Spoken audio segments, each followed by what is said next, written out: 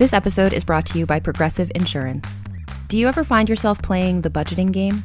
Shifting a little money here, a little there, and hoping it all works out? Well, with the Name Your Price tool from Progressive, you can be a better budgeter and potentially lower your insurance bill too. You tell Progressive what you want to pay for car insurance, and they'll help you find options within your budget. Try it today at progressive.com. Progressive Casualty Insurance Company and Affiliates. Price and coverage match limited by state law. Not available in all states. Get ready with me for day 5 of my Pilates challenge and then a casual work from home day. I really want to be comfy today, so I'm going to go with my new Steady State set from Lululemon. I went for the matching hoodie and sweats. I love layering them over workout clothes, especially for early morning classes. The fabric, I believe it's called Superloft, is so soft on the outside and fleecy on the inside. Obsessed. Anyway, that's the vibe for today. See you next time. Shop the new Steady State Superloft now at lululemon.com. Hi, I'm Jeffrey Craner, and my friend Cecil Baldwin loves horror movies, and he's helping make the genre more approachable for me and hopefully for you, too. One film at a time, in a random order. Are you squeamish about horror movies? Well, don't worry, we will tell you what happens. Adore horror movies? Great! Watch along with us each week. As always, check the show notes for content warnings about this week's episode discussion and film. This week, we randomly rolled a 6 for demonic, and a 4 for sequel, prequel, or remake. Here is episode 315. Top number generation. Podcast number 9. This week on Random Number Generator Horror Podcast number 9, Evil Dead 2, 1987. Warning! Spoilers ahead.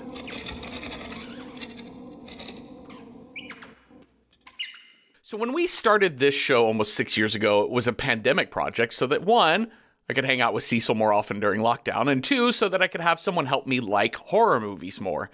Cecil, my Night Vale co-writer Joseph Fink, and our Night Vale actor friend Symphony Sanders all love horror movies. And as a person who writes a horror comedy podcast, I figured I should get better acquainted with the genre.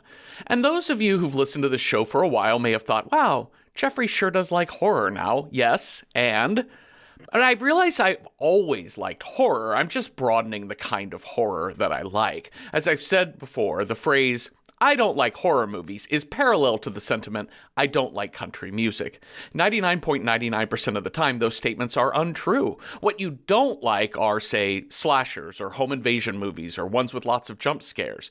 You don't like songs about pickup trucks and mama and drinking beer, but both horror film and country music are vast in their scope, and their techniques are littered throughout their art forms. So I do like country music. I grew up with country music in North Texas, and I grew up with a specific era of 70s and 80s honky tonk. All My Rowdy Friends, Jose Cuervo, Guitars and Cadillacs, and then I heard David Allan Coe's You Don't Have to Call Me Darlin', Darlin', which is a Steve Goodman song. And if you know Steve Goodman's songwriting, you know he's brilliant and he's funny.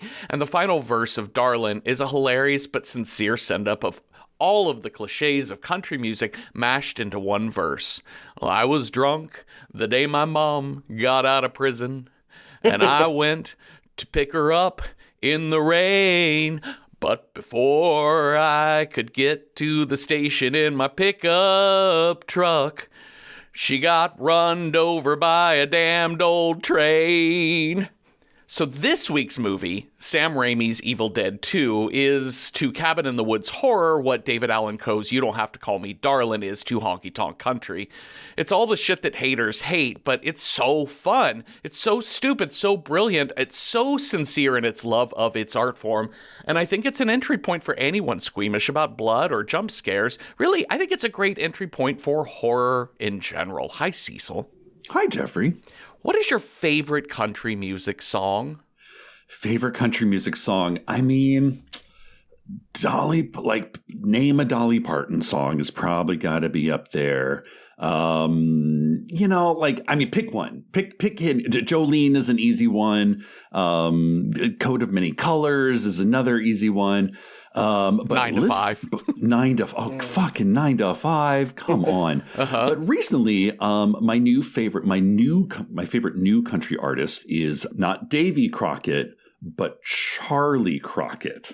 I don't think I know Charlie Crockett. I don't keep up with contemporary country very well. It was one of those, I walked into a record store, my local Harvest Records here in West Asheville, and I was like, I'm intrigued enough by this cover.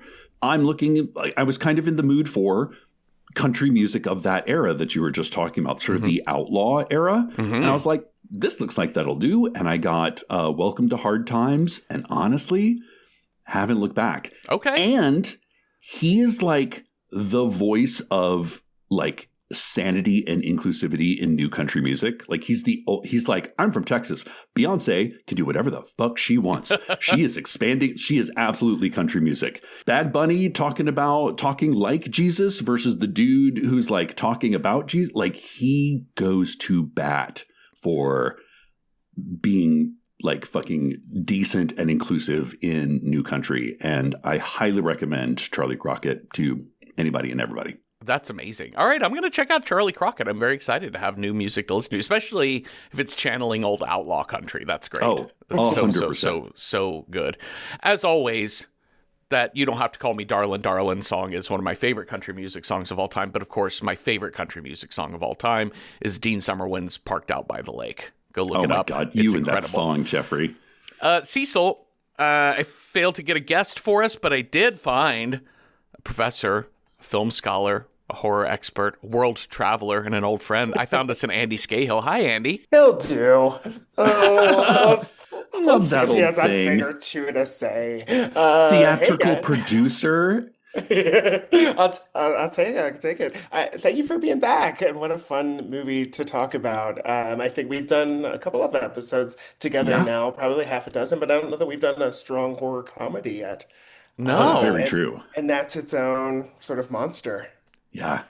It's always hard to, when we land on a movie this widely known and Yep. this like revered. I forget who was our guest when we did The Shining. And I remember his response is like, I a random horror podcast. I'm like, oh, who knows what we'll get? And you land on like the number one horror film of all time by the greatest film director of all time. Yeah, what else is there to say? But we were saying like right before we started recording, this is a great movie. This is a really fucking good movie. And nobody needs us to tell them that, but it's really fucking good. And it's really nice to get reassured of just how much fun this movie is. I think one of the things that I love most about this movie, that I was struck by this unteenth watching of it, is how it reads like a graphic novel. Like the cutting, the editing, the camera angles are so smartly done. It uses visual language in such a way that is kind of unlike most other filmmakers, I would say. Definitely most other horror filmmakers, it has sort of an almost like a silent cinema quality to it at times. Absolutely. Or even like a musical, the way the narrative breaks and then you have spectacle is of another genre. It's funny you mentioned that, Andy. I was, the sort of what's her name?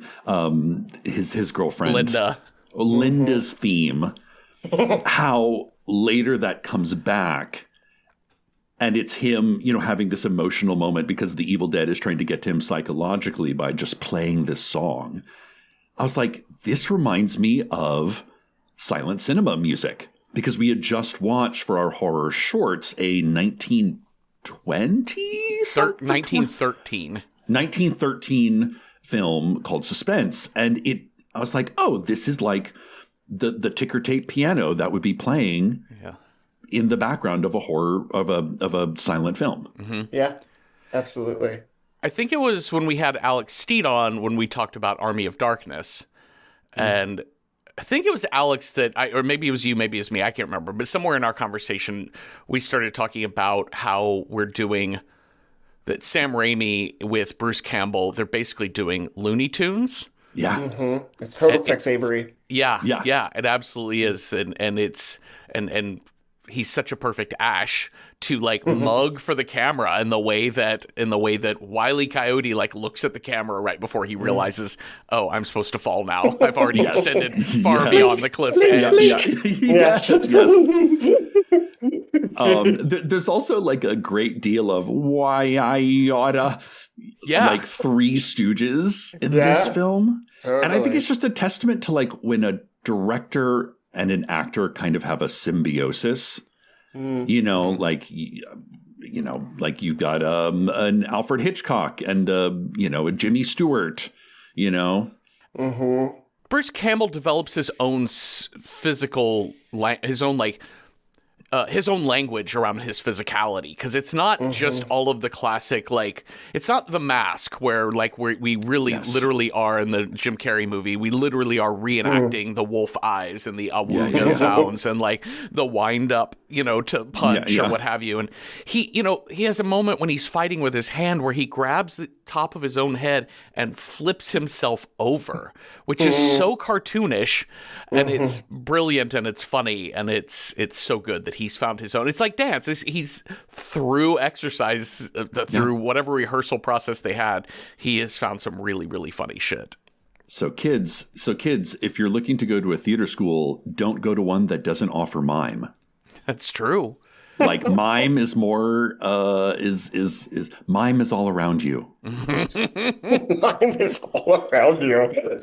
Dun dun dun. I mean, I think about it all the time with the influencer generation. Like what you do with your face is vital to how well the algorithm promotes you and things. So yeah, that's why I will never watch a Mr. Beast, because I'm like, you've got dead shark eyes. He's got dead eyes. Dead eyes like a doll's eyes. I don't like it. Okay, so legend has it that this book was written by the Dark Ones. It is the Necronomicon Mortis something. The Book of the Dead. I'd forgotten that we get this full voiceover explanation. I love it. And I have to say, one of the things that scared me the most when I first watched this film, because I'm having to, like, you know, when you watch a movie like upwards of 20-ish times, you're like, okay, what was my initial reaction? What was the original thing that drew me in? And it's seeing the sped up script writing in this book. That is so uncanny that scared the poop out of me. Because one, you know, like if you've seen my brother's artwork for the show on the Boo artwork, you know that, you know, me and my brother both love some gory, weird, gross art. But it was the like speeding up that like somehow unnerved me. It's similar to the stop motion animation, right? That they use that even as a kid when I watched whatever Sinbad or Clash of the Titans or whatever these old Harryhausen type of things, that was a really fun style. But it also was slightly unnerving because it was beyond the uncanny valley. Like it was clearly in animation, but there's something about the clay faces that really fuck it up. And I think the speeded up motion is part of that. Like it's the weightlessness through which those clay monsters move through space. And I think it's the same thing with the text and the flipping book, that it does. It's cartoonish to bring it back to that. But cartoonish and grotesque, right? In that way that a lot of these, you know, Beetlejuice was that way, that used these sort of childlike animations, but in these really grotesque, adult, sexual, often ways. I would even say go all the way back to like Fantasia. You know, so it's got the horse skeletons galloping. Like at one point I noticed there's just like a skull with skeleton spider legs when it's talking about opening the portals between worlds. And I was like, it really does kind of go back to when Disney animation was allowed to be freaky deaky. Okay, so we've set up that there was this book and it disappeared in the 1300s at some point in time. Title card, we've got Ash and his girlfriend Linda going to a cabin in the woods. It's unclear like how he knows about this cabin and why he's thinking that everyone's out of the cabin. Is like they're breaking and entering, right? Like he's breaking into a cabin. Yeah, he's trespassing. And he gives her a pretty necklace, and you know, they're just gonna be all cozy and warm. And having a nice little romantic spring break or whatever they're on. Yeah. He's going to play a romantic theme and she's going to dance around in her underwear for him. Carol Clover calls this the not home part of the horror story. So they have to go to this isolated location where nature is antagonistic, right? And then Oh. and civilization. It has that folk horror element to it, like a lot of these cabin slashers do. Like if we really want to be ourselves and Hmm. make a home together, even though we're not married, we have to go beyond where prying eyes can see. Hmm. Well, as he's going to grab the champagne, he finds just a giant old reel-to-reel tape player, Let's old see what's on it. dictaphone or whatever. What's on this? Play it out loud. It'll help them get Chunk. in the mood. Yeah. Wow, this is really interesting. Maybe look, there's a something book horny here. on it. Yeah. Is this the Kama Sutra audiobook? Yes. It is the sexiest voice alive. It's Professor Raymond Noby talking about, I believe I've made a significant find at the castle of Kanda. And I listen, I've never been on an archaeological find or dig or anything like that, but I love that this, whatever, 700-year-old book is just sitting on top of just on a plinth in the middle You of get this a castle. book and a dagger just like laying out.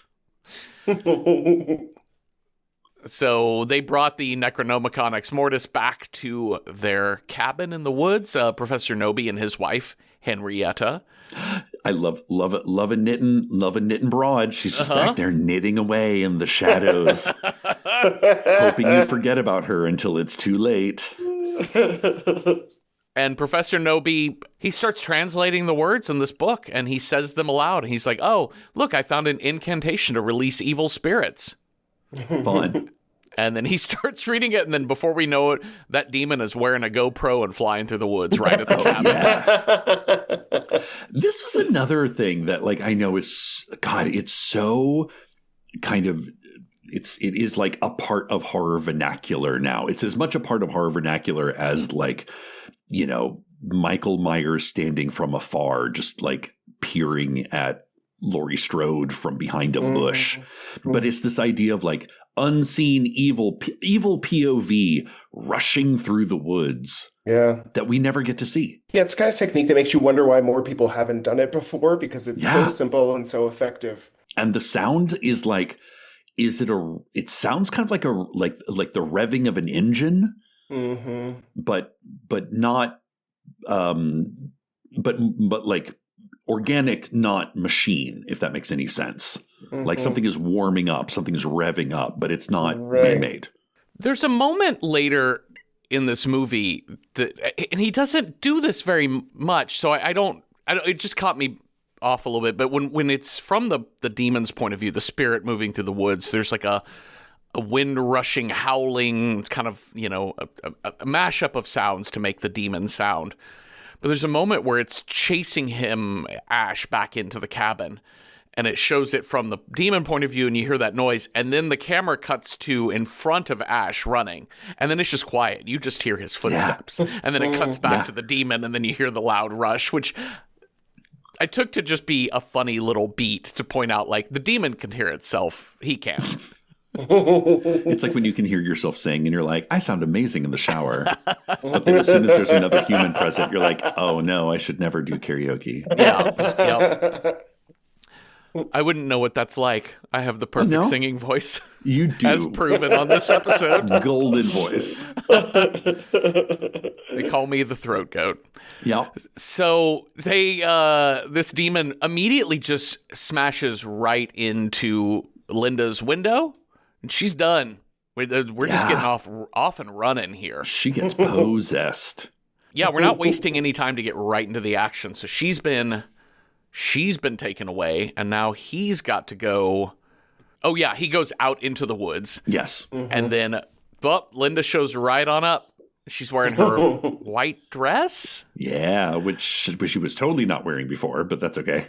And she comes leaping right at him, and he knocks her head off with a shovel, and then boom, immediately he's already like burying her. He's already like completing the grave, putting in the cross, done. It's the like crazy extreme Dutch angles that I love in this that reminds me of graphic novels. Like why just have a sort of horizontal bar when you can like stretch that cross diagonally across the screen. And there's another great edit here where it's like her head, when he decapitates her, her head comes rolling to the camera. And then the next shot is the shovel is in the exact same spot as her head.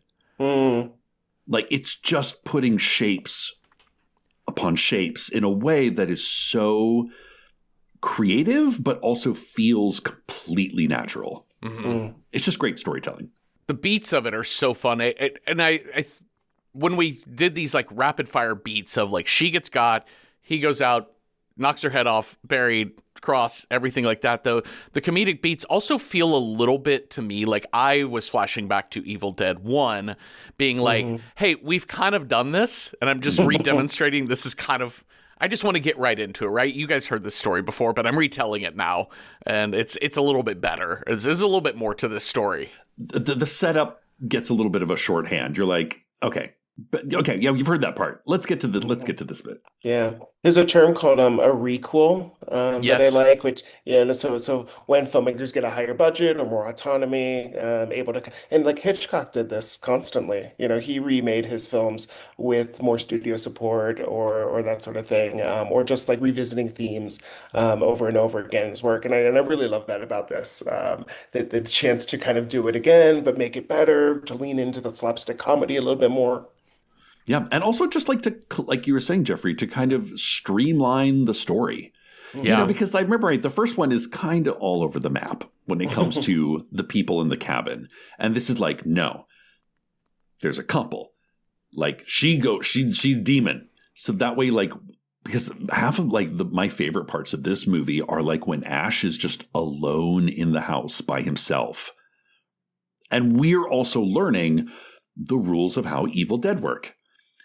Because the Evil Dead picks him up, flies him through the trees. He gets like sledgehammer music videoed, like Peter Gabriel full on sledgehammered, thrown into a tree. He is evil Ash for a second. I love this like moment of anticipation where he's like face down in the puddle and it's like burble, burble, burble, burble. And then we see full Evil Dead Ash. But the sun is out. So, okay, we're like, cool. Evil Dead, not so active during the daytime. Yeah. Great. It's true. Like I think Sam Raimi found an actor that was kind of a gonzo actor and would let them do it. And I think that's part of the pleasure of this too. You see him face down in the puddle for a good, 5-6 seconds, and you're like, this actor had to do that, and he was willing to do that. And because the camera is kind of positioned as us or as the director, it really is this sort of sadistic view on this rubber-faced actor who allows us to, the camera to put him through all these sort of tortures. And I think especially in a genre like horror where, famously Dario Argento loved killing his wife, Daria Nicolodi, in so many ways. So oftentimes it's male directors putting female actors through this, Absolutely. that, the other. It's so fun and refreshing to see, like, not only Bruce Campbell, but everybody in this film gets a little bit of put through the ringer. Yes. But Bruce Campbell just takes it like a champ. Groups. Yeah, absolutely. Well, he decides, I am fucking out of here. Let's just go. Yeah. That's smart instincts, great instincts. No hesitation. None whatsoever. It's getting that Delta 88 and get back across the bridge, which is fucking gnarled to all shit. And again, it's like, it's not just the bridge is out. It's like the bridge is curled up into like a hand, like a claw, I also love the use of mats, like the sort of matte painting backdrops in this. We get one with the castle. We get one here that, again, you're watching a comic book come to life. Yeah. Yeah. The heavy demonstration, I think, is so critical into this. Like the visual demonstration of everything, it makes it so much fun to watch. Well, it's dusk at this bridge, so Demon is back. And we have a car chase. We have a demon. What is that? Like a Buick car chase or whatever the fuck? Yeah, the Oldsmobile. Yep. The Oldsmobile car chase. Again, I remember the first time I saw this, I was like, what is he seeing? You know, like what is he? Yeah. What is the character Ash seeing in the place of the evil dead? Is it something ghouly or ghosty, or you know, what is it? Or is it just sort of because he's clearly looking at something. Yeah. It takes so many forms because sometimes, there's a moment where he just touches an invisible force that's in a rocking chair. But he knows it's there. Sometimes it takes like the big, ugly, giant monster face at the end, in front of the portal, the vortex. And sometimes it's just like an overlay of eyes. Like, because when he gets back to his cabin, it's just like the overlay of eyes, and it just goes, join us. I love this chase when he gets back to the house. Not only does he crash the car into a tree stump, fly through the windshield into a tree. I'm like, you're dead. This is like the Home Alone thing. We're like, you're dead. Yeah. No, you took a cinder block to the face. You're dead now. You're in a coma. But we see a chase through every nook and cranny of this house. And I don't think I'd ever seen that before. Like it felt like showing off. It felt like the filmmaker showing off, being like, look at what we did. Look at what we can do. Yeah. You don't see a boom mic one. It's great. No. Well, I think a part of that, like the pleasure of that, is you, as you're watching as an audience, you can imagine how this was filmed, and you can imagine this single camera operator just sort of chasing somebody through the crawl space in the home, and that's, we call this sometimes like the operational aesthetic of watching films, is that you kind of like, as you're watching, you're imagining how this was made, and that's part of the pleasure of it. I gotta say, Andy, that was actually one of the reasons why I got into horror movies as a teen. Was because it piqued my imagination as to like, how did they do that? Even the most disgusting of, practical effects. How did they physically make that happen? And credit to Sam Raimi, he makes it seem achievable. There's a real democratic quality to what Sam Raimi does, and I think any film student watching this is like, I could do that. You know what I mean? Like I can make an effective, and that's why horror movies are just catnip for early directors, because they don't require star power, and they allow for a lot of innovation. Well, thank you, Andy, for the phrase operational aesthetic. It's useful. I love learning new phrases from you. This is so good. I really appreciate that a lot. Everyone wants to slap me now that I say diegetic music all the time. I learned that from Andy honestly, Scahill. Sometimes you got to make a distinction. You're like, is Hugh Jackman singing? Or is the character Hugh Jackman playing singing? Right.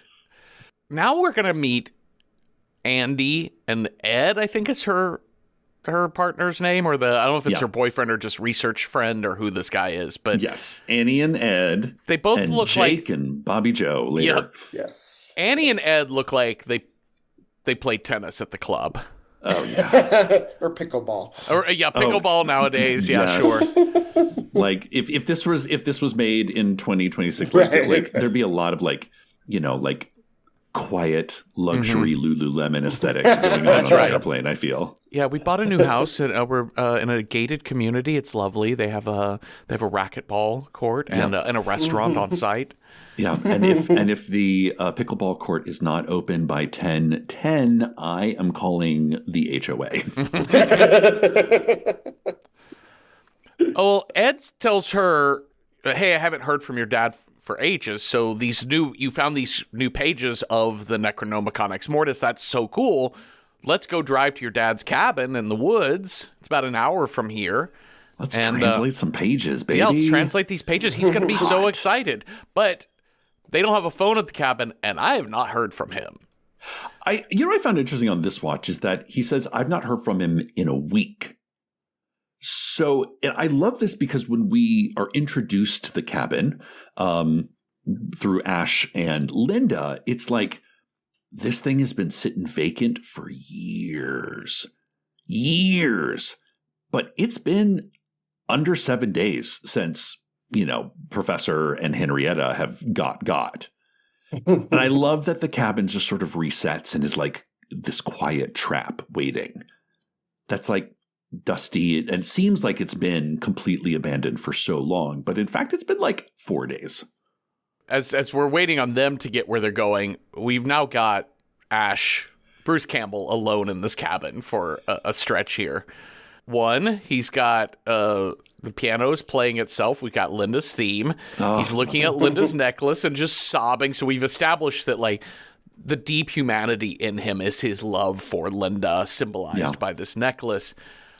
But then outside, there's Linda's dead body hopping up and doing a dance for him. Doing the ballet. She's a ballet dancer. God, I'm a dancer. And a She's dancer so dances. She's so skinny.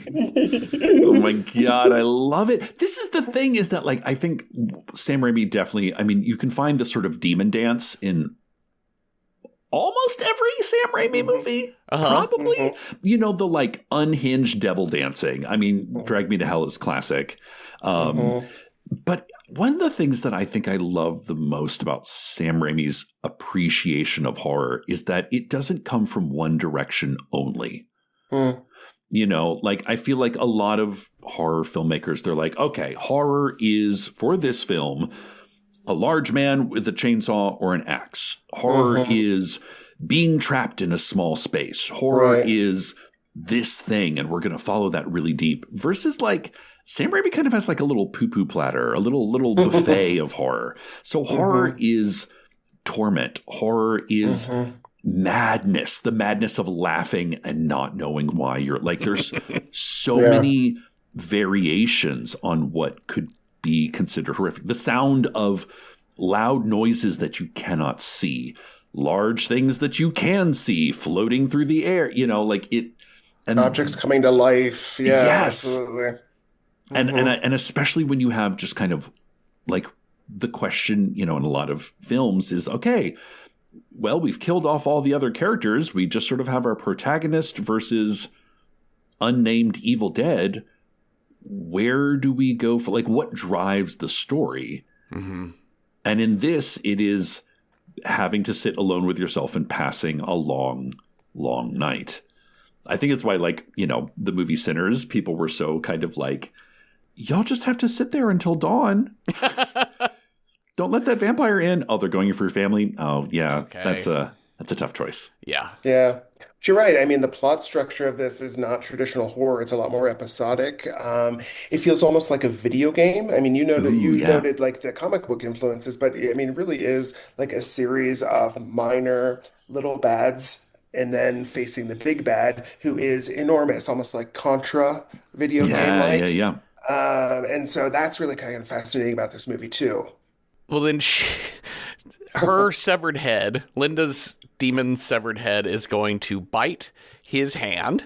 Yeah. And I love this sequence, is so funny to me. And this to me is like the first moment of, we're going to have some raucous physical comedy. We're going to have some movie. Stupid fun. It's so stupid. And I remember this is one of the handful of like horror movies I'd seen when I was younger. And I'm surprised I didn't get more into horror after that. But I didn't know even what to make of it. And I remember just being so amazed at the idea that an actor gets to play with a puppet and pretend that it's killing him. And you're like, okay, Buster Keaton, here, take this severed head and bash it against the wall a few times. Yes, absolutely.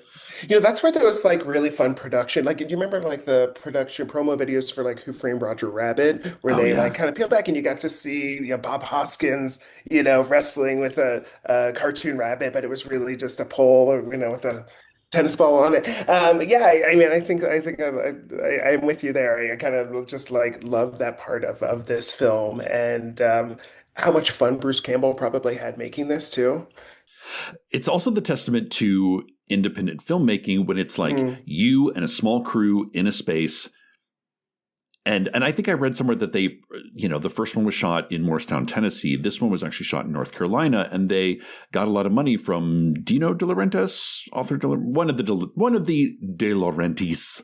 But they purposely picked a place that was like over 3 hours away from where the producers were, so that way they could have a little more autonomy, kind of take their time with things.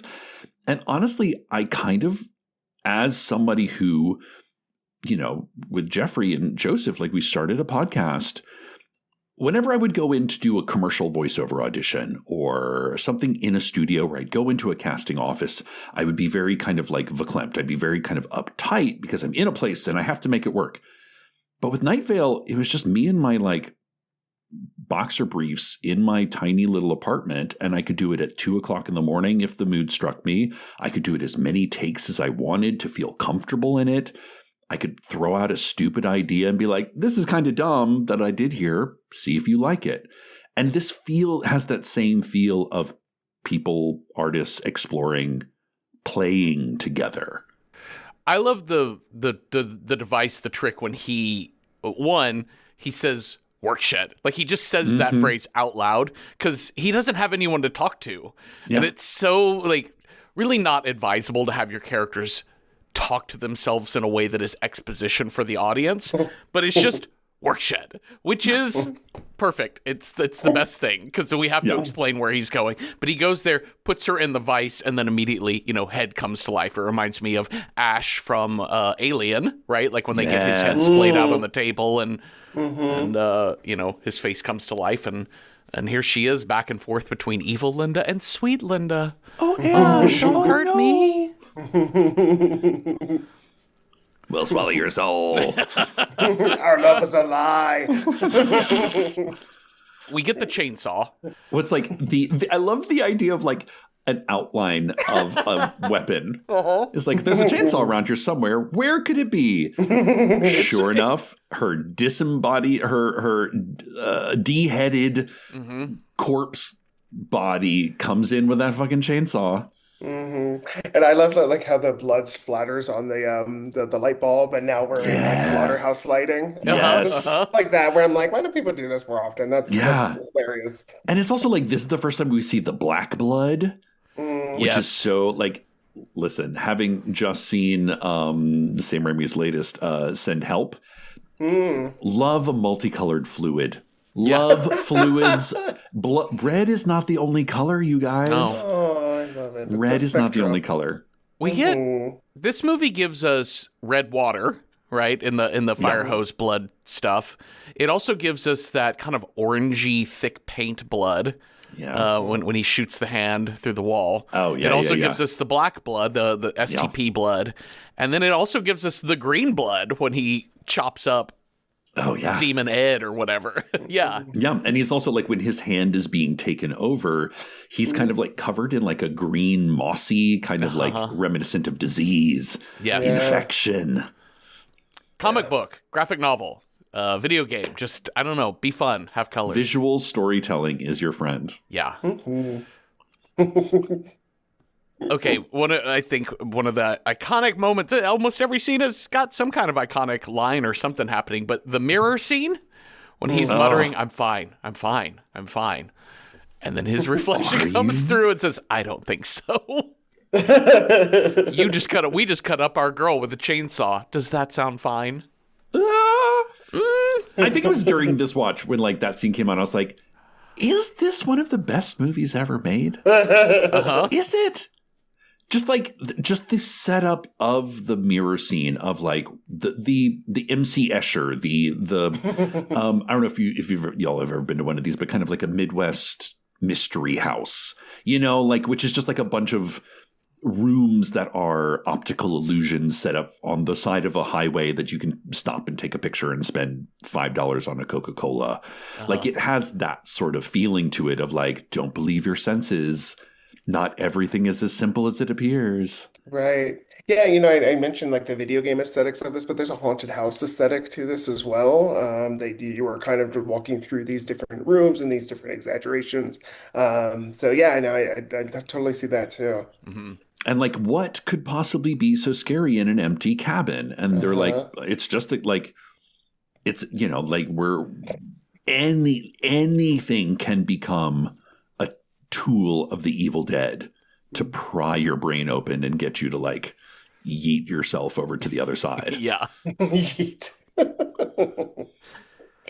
But there is things like I think there is this sort of like masculine loss of control that's part of this film, even if it's played for a joke. It's losing control of your image, losing control of your hand, right? Becoming symbolically castrated and Yeah. having to cyborg yourself. So there's all this sorts of like real 80s loss of masculine control in this film. Oh yeah, I think maybe a runner up, but like not too distant runner up would be Sam Neill in The Mouth of Madness, Mm-hmm. of like the hard boiled detective who thinks he's Totally. got everything going on, Yeah. and then he's So, like, oh shit, I right. have no grip on reality anymore. Yeah, Serpent and the Rainbow. I Yeah. mean, there's a lot. We forget that this movie came out, I believe, the same year as Predator, which is all like the hard-bodied masculine Oh yeah. fantasy of Yeah. control in other nations, right? It's replaying Vietnam War. This Just one one is man the with a gun opposite. Yeah, versus exactly. Yeah. the world. Exactly. Yes, online shopping is quite literally at our fingertips, but that doesn't mean it's always simple to buy. Whether it's trying to remember one of a million different logins so you can actually place your order, or getting almost all the way through checkout before realizing your card is nowhere near you, there are many hiccups that can get between you and placing that order. Which is why it's such a relief when you see that purple pay button that has all of your information saved, making checkout as simple as a tap of your screen. That iconic purple Shop Pay button is why Shopify has the best converting checkout on the planet, meaning less carts going abandoned and more sales going to you. Shopify is the commerce platform behind millions of businesses around the world and 10% of all e-commerce in the US, from household names like Thrive Cosmetics, Gymshark, and Allbirds, to brands just getting started. And they're not just great at converting sales. If people haven't heard about your brand yet, Shopify can help you find your customers with easy-to-run email and social media campaigns. And they have world-class expertise in everything from managing inventory to international shipping to processing returns and beyond. Tackle all of those important tasks from one place, making your life easier and your business operations smoother. See less carts go abandoned and more sales go with Shopify and their Shop Pay button. Sign up for your $1 per month trial today at shopify.com/realm. Go to shopify.com/realm. That's shopify.com/realm. When you want your spring break to feel like and your kids' pool day to feel like and your hotel bed to feel like ooh, and room service to feel like because at Hilton, hospitality feels like Your cabana's ready. Would you like fresh towels? it matters where you stay. Book now at Hilton.com. Hilton, for the stay. Well, his hand gets possessed, speaking of hand. And we get the full-on, like, fight with himself and his hand, and he does God. such great work in this scene. It's so funny. I'm telling you, kids, take mime classes. Take those mime Canadian classes. Del Arte classes. I'd forgotten in this rewatch of it just how funny it is when he knocks himself out, and then the hand... I remember the hand giggles. It's constantly giggling. I don't know from what right? orifice it's making this noise, but it is don't know. constantly giggling. But you see the hand notice the cleaver across the kitchen and the way it drags its whole body by just its knuckles all the way to the cleaver And it's is like so good. and it's like labored because it's just a little hand dragging the whole human body. And I like that we get the knuckle POV cam as well. Like meat cleaver. But it doesn't make it to the meat cleaver because Ash stabs it. And he's like, aha, chainsaw. Who's laughing now? Oh my God. He says as again and again, it's like the camera tilts into like full sideways view of just Bruce Campbell's long ass fucking face in full horizontal view being splattered with blood. Comfort. So comforting to me. And if you're gonna pop in some like literary dad jokes, you have to earn it. And I think they earn it when he puts this hand under a bucket and then a stack of books on top to weigh it down, and the top one is a farewell to arms. I'm like, oh, Yes. you know what? It's so stupid. Totally fine. Yup. Slow clap.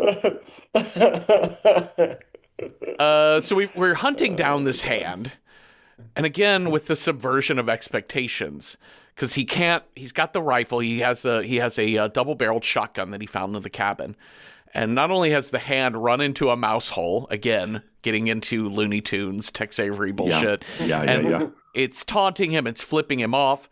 But then it kind of does the action hero bit, right? Like it zooms in on his ear where he's carefully listening to every sound in the wall. Mm-hmm. And then he blasts at where he thinks the precise spot is. And then he just sees trickle of blood. And you're like, wow, action hero, superhero. But then every hole in every wall just hoses him down like fire hose of blood. It's the what's small becomes big and what's big becomes small is like the most terrifying because his prey has been something the size of a hand. It's very small. Where did all that blood come from? Who knows? Well, I think this is the idea that the house is a living entity, right? And we already have the kind of what we'll get into later, the sort of psychological architecture of the home, right? The monstrous mother in the basement womb kind of area, the failure of intellectual mastery in the main part of the house. Well, he's losing his mind. The deer head him, the lamp is laughing at him, every book is laughing at him, he's laughing with them, and then it turns into like screaming, like the line between and screaming is thin. Yeah. And then it's broken by a knock at the door, which he immediately turns and blasts. And it is I kind of skipped this part, but this is our guess. This is Annie, Ed, Jack, and Bobby Joe arriving. Yes, because when Annie and Ed arrive at the bridge, they're like, the bridge is out. And there's Jake and Bobby Joe, and they're like, oh, there's a trail. We need to go check in on the cabin as well. $100 and you carry my luggage. And she's got like the largest steamer trunk. So they have arrived. You hear a penny whistle as she pulls it. Yeah. Oh my God. How did it take us so long to invent wheels for suitcases? Right? True. I was like traveling through the airport like about a month ago, and I saw someone with like an old fashioned suitcase, like the kind that my mom had back in like not quite 60s flower on the side, but almost. And I'm like, half of what you're carrying is suitcase. Like that is half the weight of what you're carrying. There's no wheels. Cool hipster aesthetic, but also yikes. Inconvenient. I would save that money for just a cool hipster outfit for when I arrive. Then I can look cool there as opposed to you don't have to look cool at the airport is what I carrying say. This powder blue. That's right. Hard-sided, no wheels suitcase through the airport. Well, obviously when our new foursome arrive at this house, Annie is just wanting to see mom and dad. Yeah. But what she sees is a man she doesn't know, covered in blood. Chainsaw. But with a chainsaw that's blood splattered everywhere. And they kick the shit out of him and they're like, throw him in the fucking cellar. Yes. I love immediately Annie finds the tape player. And it's like, my father's tape player. It's queued up to the exact same, or it's queued up to the perfect spot to get all the exposition. Yep.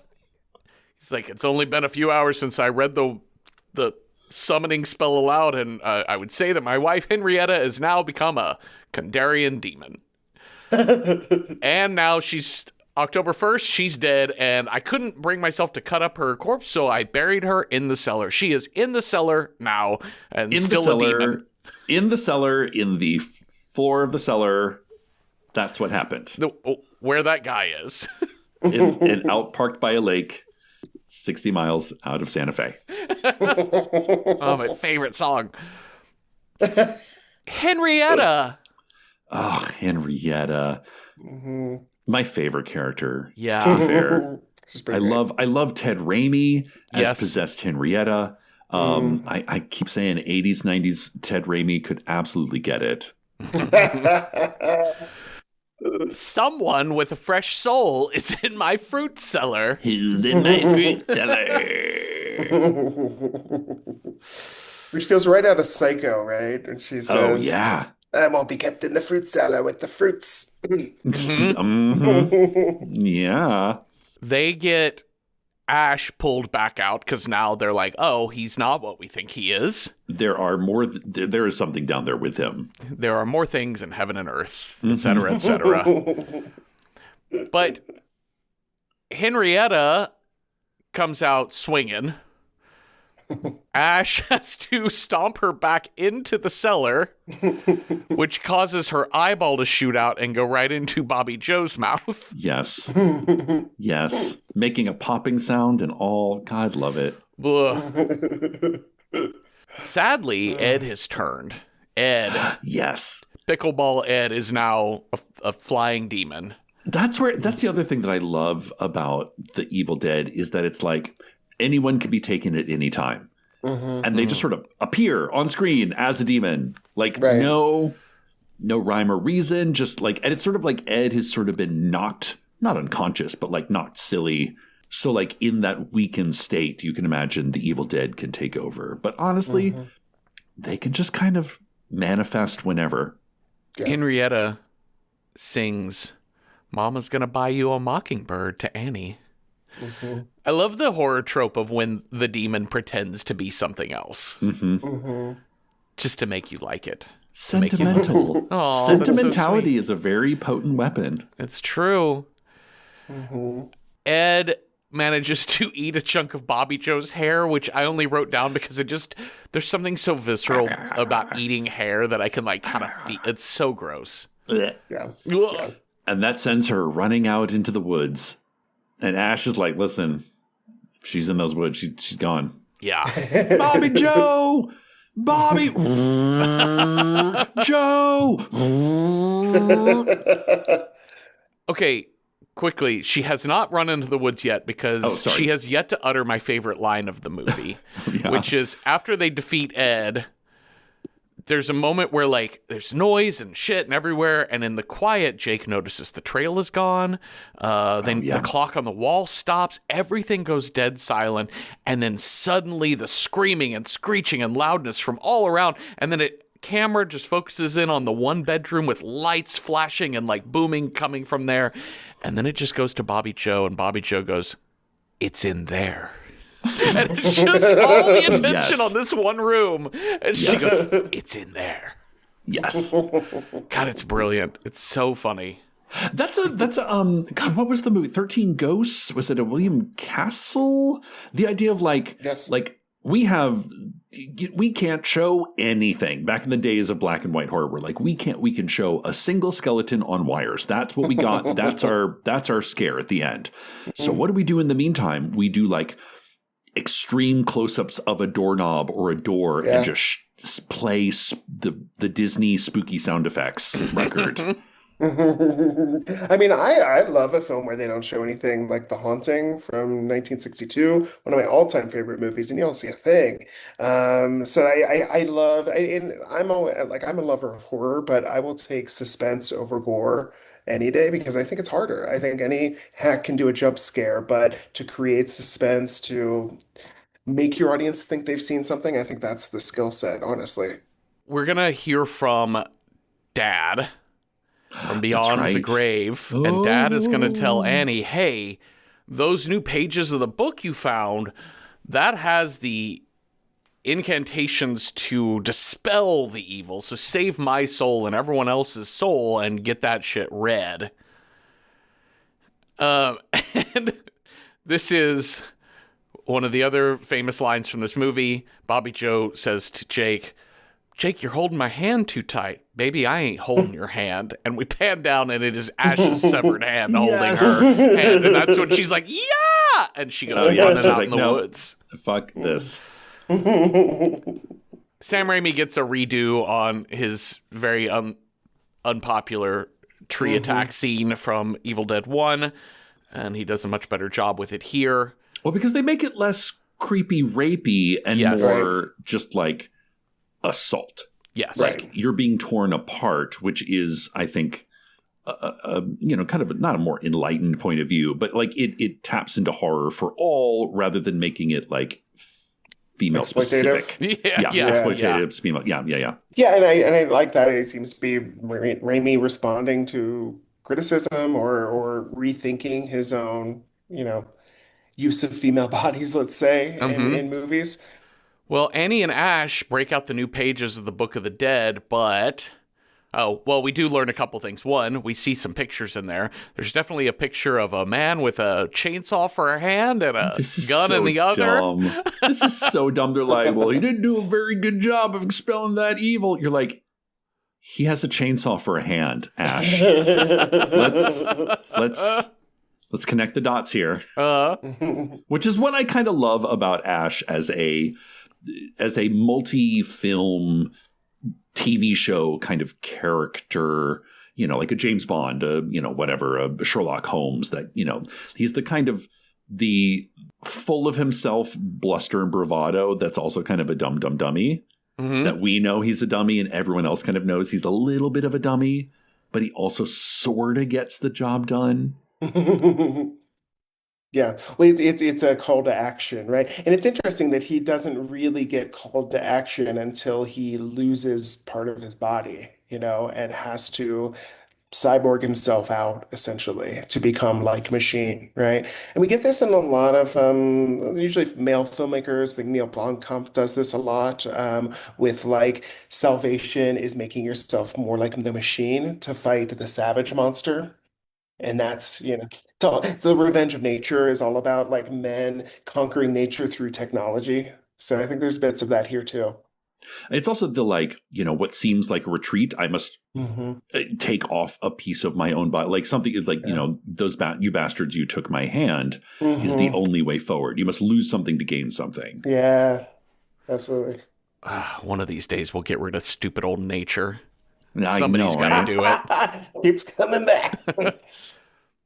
Okay, so what we learned from Annie is in these pages, there are two recitations. The first is going to cause the physical manifestation of the demonic spirit. Fun. Ash is like, why would we want to do that? And she says, well, because the second recitation develops the portal that sends it back to whatever hell it came from. I love a vortex. I do too. But we're left with a wild card, and that is Jake. Oh, dummy Jake. Yeah. No, we're going to go look for Bobby Joe. I think his choice here is stupid, right? I agree with Ash in that you're going to get all of us killed, and she's dead. However, I appreciate the sentiment that he's not going out there alone. He knows he's in a horror movie. Yes. And he says, we don't split up in a horror movie. We all go together. So I will hold you at gunpoint to come with me into the dark. And, the demon comes after them and basically comes into Ash outside, who hurls Jake into a tree head first. Yes. Back in the cabin, so now it's Ash, and I'd forgotten just how much demon Ash we get in Evil Dead 2. Yeah. Yeah. So it's Evil Ash versus Annie at this point. And she has the spine knife, right? The Kandarian dagger, which we saw in the first movie, which it just looks like a bladed piece of spine with a little skull at the hilt. And in the hunt, somebody bursts through the door and it's Jake still alive, and she squarely gets him in the gut. And the physical comedy of her trying to get this door shut to keep Evil Ash out, but she keeps slamming it on his feet. He's with a knife through his gut being like, ow! And she finally gets it closed, and she's dragging him through the cabin, and she is telling him, shut up. She's like, shut up, you person I just stabbed who's in pain. Fascinating. Yes. Shut up, white lady. Problem I just made that I'm now unhappy with the circumstances of. This overhead shot of her dragging him into the living room, and you can clearly see she puts him right next to that cellar door and then just kind of wanders off. And he immediately gets dragged by Henrietta, quite literally. I love it. When it's like just the legs, and then it's Annie's turn to get like the fire hose level, however many PSI of blood. Yep. Evil Ash is there. He's fighting with Annie, but then in the melee, he finds that necklace. And it's the seeing the necklace that casts the demon out. It's the deep humanity, the deep reservoir of love that Ash had for poor Linda and her stunning dance skills. Yes. And it's this moment that especially that is so Phantom of the Opera, Dr. Jekyll, Mr. Hyde. Again, these like black and white. We have caked our actor full of makeup. And they're acting through the makeup of like, I'm evil. I see something, and you see the humanity come back in. That is, again, it's this sort of love of the old monster movies done in a new for the 1980s way. It made me think of there's a show on the comedy channel Dropout. Is it Cake? It is. No, it's not. Is it Cake? But it is called Very Important People. It's by a comedian named Vic Michaelis, who kind of does an 80s style community access talk show. But what they do, it's all comedians, it's improv comic, people like that. But what they do is they take some comic, they bring them into wardrobe and makeup, and they don't let them see what they're doing to them. And they put them in some big elaborate costume, and then they reveal to them who they are, what they look like, and then they throw them out to be interviewed. Oh, so they've kind of got to build this whole. It's a very funny concept. It's really hilarious, and you watch constantly these actors sort of like try and figure out like this is the easiest path to it, but what can I do to subvert this, that, and the other? Also, how do I move with all of these prosthetics and whatever on? And I couldn't help but to think about Bruce Campbell, probably in an era where contact lenses were still glass. Oh, all of those contact lenses were opaque. Comfortable. Every single contact lens in here, complete opaque. And they said the only way that they could shoot with the actors in contacts was like rehearsal, repetition, physically being like, okay, if I turn my head exactly to this degree and then up, things like that. Well, he gets turned back into person because of his love for I'm Linda. okay. I'm okay.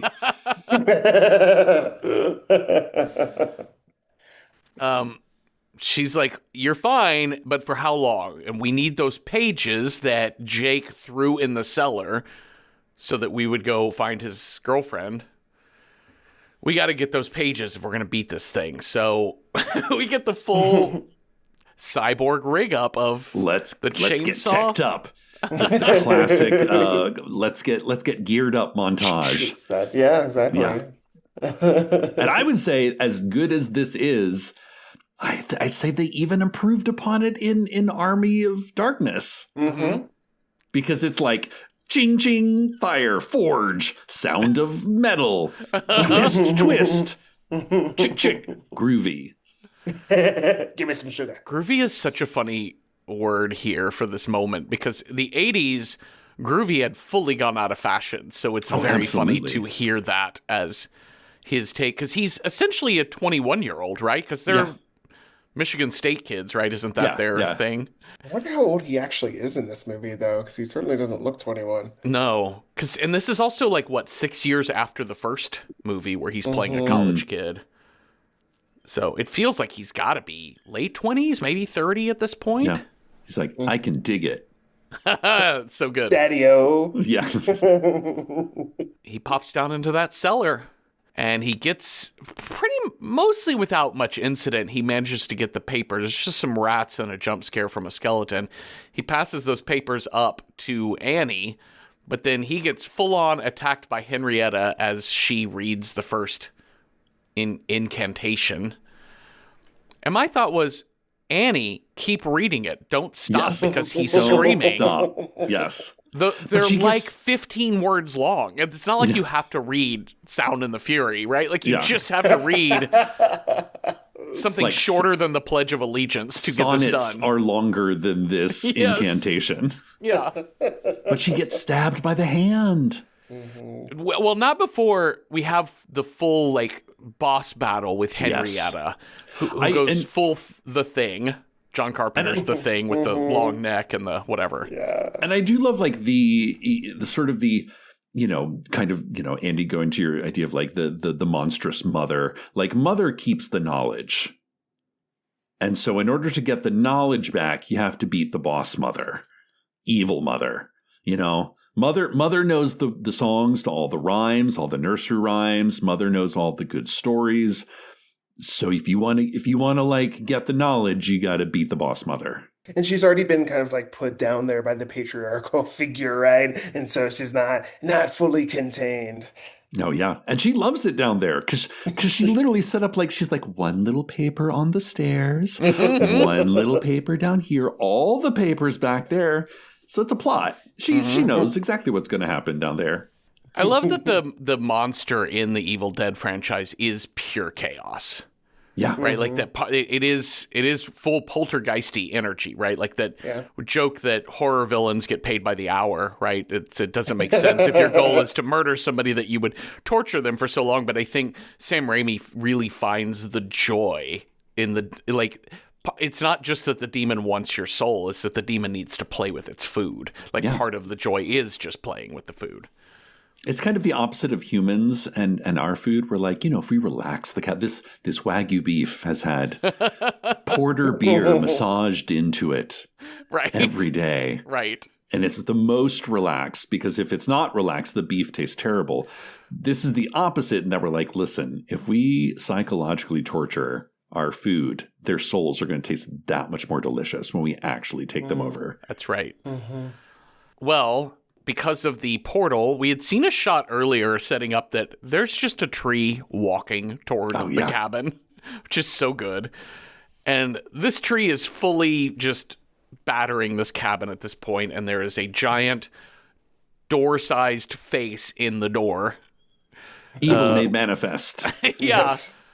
A very Attack on Titan sort of face, made out of musculature, just screaming at Ash and grabbing him, and he's I love the tree hand that like comes in and like grabs him. It's like something out of like a haunted house, but like specifically a resettable haunted house. Like in which you kind of walk through and the scene happens and then it kind of, like exits.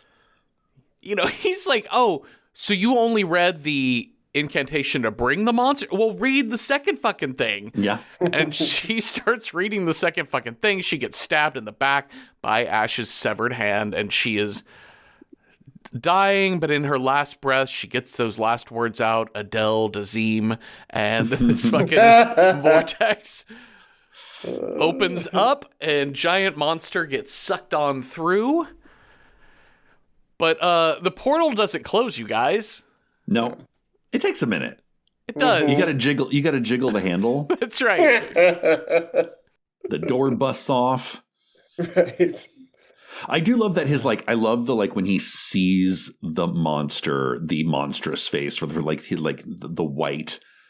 His hair goes white and he's like, don't look, just read the fucking script. Do you guys remember the 80s film House? Does that ring any bells with you? I know I've seen it. It's like, I've inherited this creepy old house, and every room is a portal to a nightmare dimension and they have or something. A lot of these monsters in the door frame, kind of imagery, closets, and threatening to pull, kind of like Poltergeist. But there's something happening definitely in the 80s with this sort of consuming house. Maybe it's the housing market, who knows? But there's definitely a lot of male anxiety around homes consuming them or their families during this period. I mean, everybody saw the Amityville Horror and they were like, a deal too good to be true. Right. Must be haunted.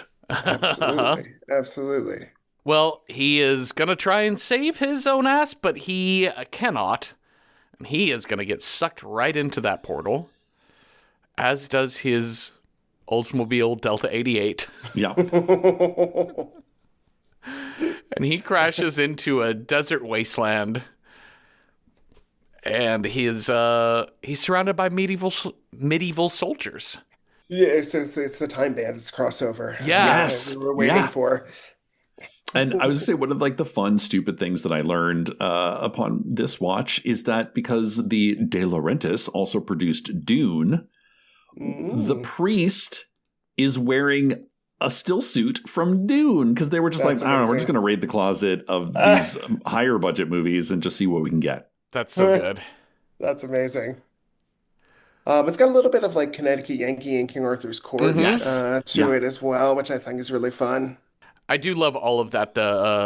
When you take somebody from modern day, it's such a fantasy, right? Like if I could travel back to this other time, people would be so impressed with me because I would have a boomstick. Yes. Yeah. Yes. I would be able to predict the eclipse. That's right. That's That right. you all think is like a, horrible evil thing, but I'm like, it's pretty, you can map it out. Yes. Right. Meanwhile, you wouldn't understand a word of this old English. I know. Yes. What is the translator going on here? Yeah. And two, either you or them are going to get immediately wiped out by disease. Oh, yeah. Right. Yeah, that's probably true. Or a deadite on wings. Or a deadite on wings, which these old medieval soldiers basically are like, oh, he's one of the deadites. Let's just kill him. But then this monster flies out of nowhere. The most like cut out blue screen, winged claymation figure, and he just blows its head off with the shotgun. And they are all hail he who cometh from the skies. All hail. And I love this ending of of them going all hail. Him literally on a pedestal in front of the same castle that we saw earlier, but he's like screaming no because he's the reluctant hero at this point. I like that he's just now realizing what that prophecy meant. I know. Too. Yes. He's like, oh fuck. It's like Oedipus, there's something that's so satisfying about it.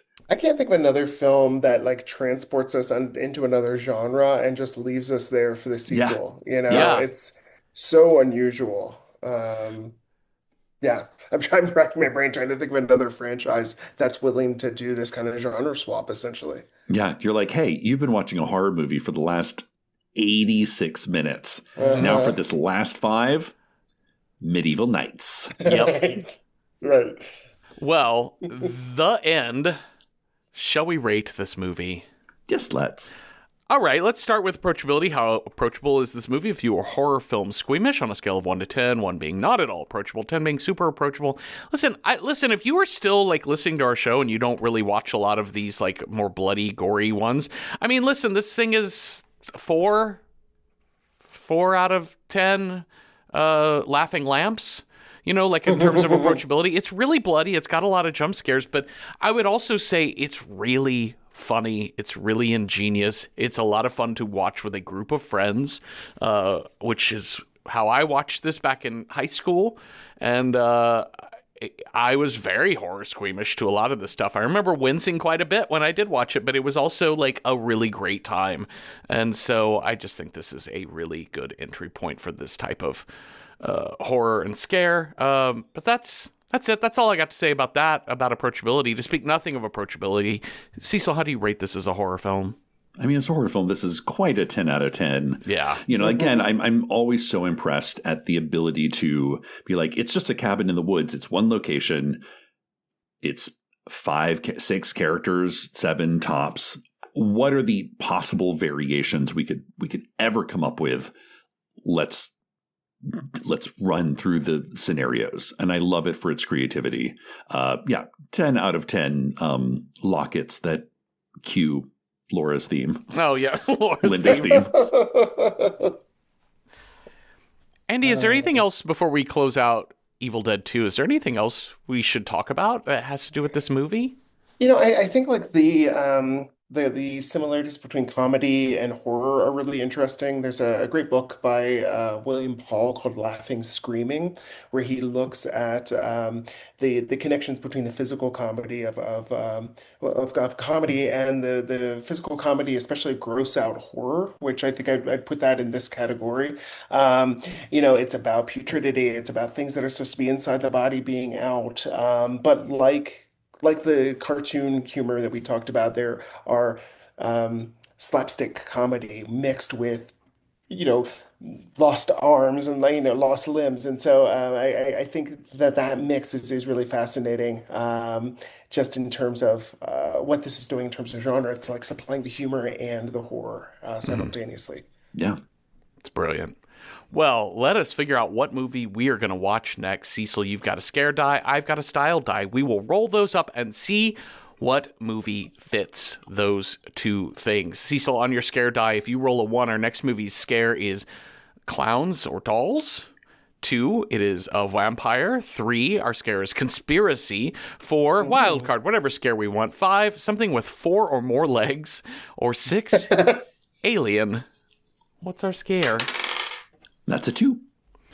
We're going to do vampire. That's a vampire. Oh my God. Okay. So many thoughts. Vampire. And we're going to match it to the style that I roll. If I roll a 1, that vampire movie's got to be in a foreign language. 2, it's got to have 5 or more words in the title. 3, it's got to be from the decade of the 2000s. 4, it's just got to be straight up dumb, like just a dumb movie. 5, it's got to be a bottle movie. Or 6, it needs to be something with a horror icon, either actor, producer, director, whatever. All right, let's see what I got here. My little cup. Cecil, I rolled a 4.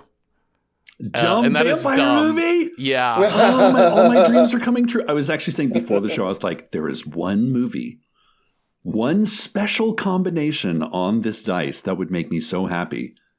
And we just rolled it. I was really hoping not to roll dumb because I apologize. I did not get our Letterboxd updated in time before this episode, so we're not going to have any Letterboxd contributions this week. But I also think we have some really good movies to pick from. And we also have Andy and we have an here amazing too. guest to help suggest any dumb crooks crooks and crevices that maybe we forgot. I love this topic. Andy, can I tell you what we wrote down, and then absolutely. and then if you can tell us some other things. I don't know if this qualifies because I haven't seen these two movies here, but I haven't seen many of these movies here. But one is just Vampiros Lesbos. I don't know if this is dumb. It's just B movie. It's a cult classic. Yeah, I've not seen this either. I'm more of a Daughters of Darkness gay. Okay, great. But I love a sexy, glamorous vampire shot through Vaseline lenses with long nails making love to other sexy, glamorous vampires. This next movie, I don't know if this is dumb or bad, but this is a movie that came out in 2009. It was a direct-to-DVD vampire romance film called Immortally Yours. Oh, wow. This is like, this is a one. 1-star movie. Yeah. Is what this looks like. It shows up on a lot of lists as one of the worst horror films ever made. I think I did watch a clip from it. It's giving a little bit of like Tommy Wiseau sort of. Yes. It's got like very bad production value, bad acting, that sort of vibe. So like that's the type of dumb this movie seems to be. Yeah. We also have Dracula 3000. Okay, I don't remember that one. Is this the one like Dracula in Space? Yes, a salvage ship. Casper Van Dien. Coolio is in this movie. Udo Kier is in this movie. Udo Kier and Coolio. Yeah. Wow. Spacefarers encounter bloodthirsty vampires aboard a derelict vessel. Dracula done got shot into space. Basically, this is like the Voyage of the Demeter, but Okay. but in space. but in space. But dumb. Yeah. Okay. Yeah. Have you ever done What We Do in the Shadows? Sure. That's a good dumb comedy. Yes. No, we have not. So that's the one that came to mind immediately. There's also a Japanese film, which I put in the chat. It's Vampire Girl versus Frankenstein Girl. Wow. It is more fun than you think it will be. I think it's going to be a lot of fun, actually, looking at it. Those were two that came to mind immediately. Okay. You know, there's some fun with The Vampire in Brooklyn is a fun vampire film. Was that Eddie Murphy? Was that Eddie? Yeah. Gosh, I'm trying to We've got a think, couple more. We've got 3 more on the list here. And I think, are these all 3 in the same? No. Okay, well, we have Planet of the Vampires. Okay. Which I think is like sci-fi vampire, like very like MST3K. Oh, yeah, this is Mario Bava. Yes. Yeah. Okay. Okay. Planet of the Vampire sounds dangerous. We have the Fearless Vampire Killers, Roman Polanski. Right. Yep, Which is yep. like dumb as in like kind of like Mel Brooks meets actually Dracula Dead and Loving It, I think would be another kind of entry of that level. And then we have one that is pretty special, which is Mr. Vampire or Close Encounters of the Spooky Kind. Okay. Which is the Hong Kong hopping vampires. Yes. Okay. I think it was like 2 winters ago that I discovered I went down. Listen, one winter, Godzilla was my boyfriend. And then the following winter, hopping vampires became my boyfriend. I thought of Once Bitten, the Jim Carrey film. I don't know if you've ever done that. Yeah, absolutely. Oh yeah, I do remember this movie. And then there's the weird one with Nicolas Cage where he's convinced he's a vampire. Vampire's Kiss. Thank you. I remember seeing Vampire's Kiss, and what I remember seeing when I was like, I think I like this. I think I'm too young to kind of get what's going on here. Yeah. But it's like 1980s money yuppie makes out with a woman, and now he's like, I'm a vampire now. Watch me eat this cockroach. And it's just Nicolas Cage acting Being at Nicolas a full Cage. 11. Yeah. Yes. Okay, Encounters of the Spooky Kind and Mr. Vampire. According to this, it's on the Criterion Collection. Okay, yep. Mr. Vampire. And then Close Encounters. It's just Encounters of the Spooky Kind. Oh, Encounter. Okay, that's it. That's why it's like. Okay, that one is also Criterion, yeah. Yeah. Okay, so those are both up. Just the website of Just Watch was not making it clear. And Vampire Girl versus Frankenstein Girl is also available on Amazon. Just Watch. Yeah. I'm really intrigued by... Watch the trailer and see if it speaks to you. I mean, listen, I know... Like, I thought I had a winner going in here with Mr. Vampire, just like something dumb and funny. Like, I love when slapstick comedy, like Drunken Master, like slapstick comedy and kung fu meet. Yeah. But listen, we have a tenured professor. Yes. And this is what he recommends. And he recommended a movie that I've never heard of that he thinks is, what did you say? It's better than you expect it to be.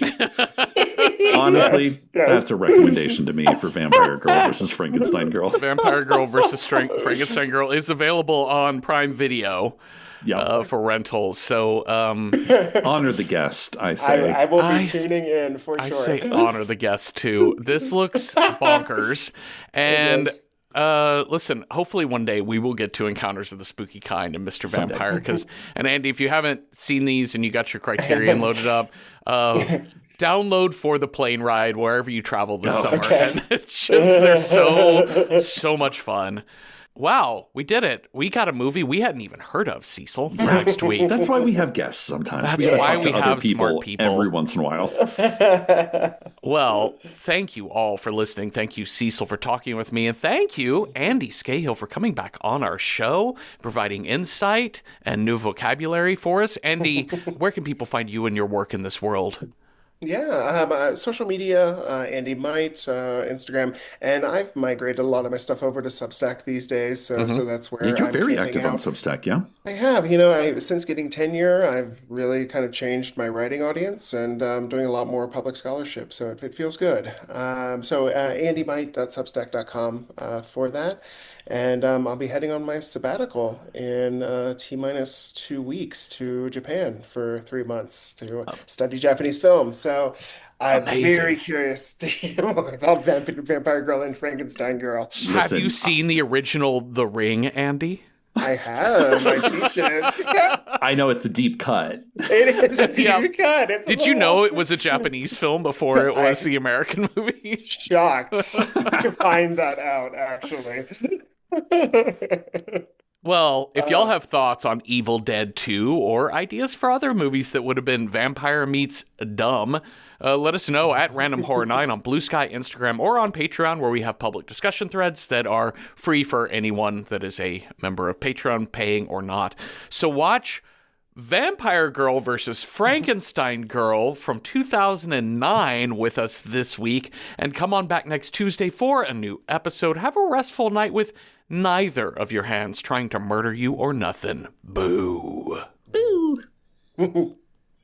Hey, it's Jeffrey jumping in with a correction. We are not, in fact, watching Vampire Girl versus Frankenstein Girl for next week. We will be watching our second choice film, which is Encounters of the Spooky Kind from 1980. There's a Just Watch link in the show notes of this episode, and that's all I gotta say. Here's your credits and scary story. Boo. Random Number Generator Horror Podcast number 9 is hosted by me, Jeffrey Craner, and Cecil Baldwin. Find more of our work on the podcast Welcome to Night Vale. This show is produced by Night Vale Presents. It is edited by me with music by Cecil and logo by David Baldwin. See original artwork for each episode by David on Instagram. Join us for live streams on Patreon. Watch our recording sessions on YouTube. Chat with us on Blue Sky and contribute to our movie selection process on Letterboxd. We're in all of those places at Random Horror 9.